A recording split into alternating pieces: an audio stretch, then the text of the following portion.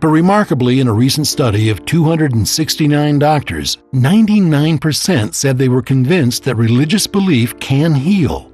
And an amazing 75% of the doctors said they believed the prayers of others can help in a patient's recovery. And 11 years ago, I saw this horrible, fatal illness and infection overwhelm a healthy young 18-year-old girl and take her life. And this horrible infection called fulminant meningococcemia just overwhelmed her and killed her. And I was her physician, and nothing I could do would make a difference. And I saw, 11 years later, another young girl dying in front of me of the same illness. And we saw her in the emergency department, admitted her to the hospital, and I knew she was going to die. She had all the same markers and signs and symptoms. And I prayed, and we went to the Sunday Bible study group, and we all prayed. The whole group prayed for this young girl. And 4 days later, she awakened, and over the course of about 24 hours, was able to come off life support, and 3 days later was discharged from the hospital. And I'm telling you, there is no doubt that was a miracle. I know the medical science. I know she was dead. She had no chance. And she made it. And I look at that now as God saying to me, see what you've been missing? Scientists have been trying to find evidence for prayer for well over a century now. What I've tried to do in my writings is to survey this evidence and give people a chance to look at it so they hopefully can make up their own minds about whether or not prayer works. When people make up their minds about the evidence for prayer, they also need to keep in mind that there's a generally accepted principle in science that the more extraordinary the claim, the more extraordinary the required proof. And that degree of proof is simply lacking in any of the studies to date. One way of approaching people's stories and anecdotes about whether or not prayer works is simply to bring it into the laboratory and put it to the test.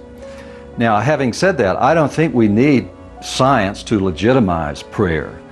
If we can bring science into the mix, I think we're farther ahead of the game than if we just follow along with pure faith and belief. Early in the last half of the 20th century, one of the first attempts was made to study prayer scientifically. The experiment was implemented in 1951 at the University of Redlands in Redlands, California. The researchers were delighted. They were convinced they had witnessed total healing in prayer. That may have been true in 1951, but will it stand up to scrutiny today? The Redlands study belongs to the first generation of prayer studies. Although I admire the researchers for their courage in tackling this very controversial area, I have to say that many of the more recent studies are far better than the Redlands study. In recent years, there have been a number of studies on prayer and healing. I've looked at these studies, and it appears that there's been a lot of bias on the part of the researchers that favors religious healing. And when you get right down to it, the statistics aren't all that dramatic in favor of prayer having a healing effect on the individuals involved in the studies. I've been looking for a single so-called killer study that will prove the case for prayer and just sweep away all criticism. But I don't think we're going to find that sort of study. The best evidence is when you bring all the studies together. You know, this is the way science is done. Rarely do you have one crucial study that just wipes away all controversy in science. You have to put things together. And when you look at the field of prayer studies, prayer experimentation, and you ask the question, what overall direction is this field headed in? I think you can get a very clear indication that it points toward the effectiveness of prayer. So for me, you bring all the studies together. That's where we find the compelling picture that prayer works. In September 1984, doctors confirmed that my wife, Mary Jean, had lymphoma cancer in her abdomen. The disease had spread to the point that she could not have removed by surgery. One morning, the question confronted me that I did not want to consider at all. It was as if God was saying, "Are you willing for me to take Mary Jean from you?" And my response in my heart was, "Of course not."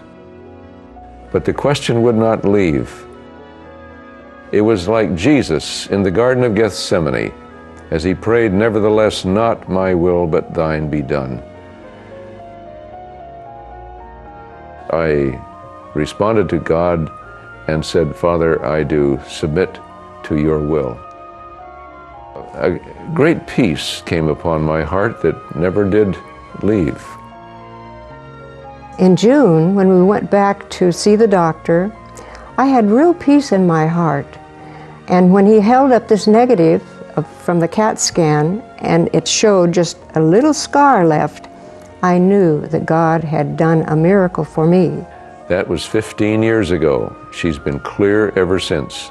The doctor himself said to us, "I've only seen about 1% of my cases who've experienced divine intervention, and I'm glad that you are part of that 1%.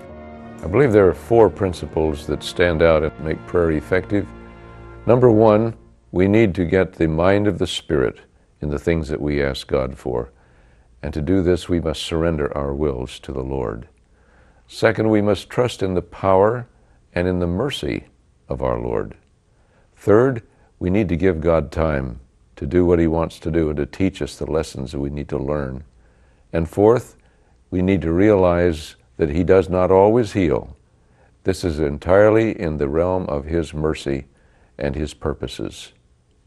Now that we have some idea of the power of prayer, let's look at one of the more recent studies and see if we can determine who has access to that power.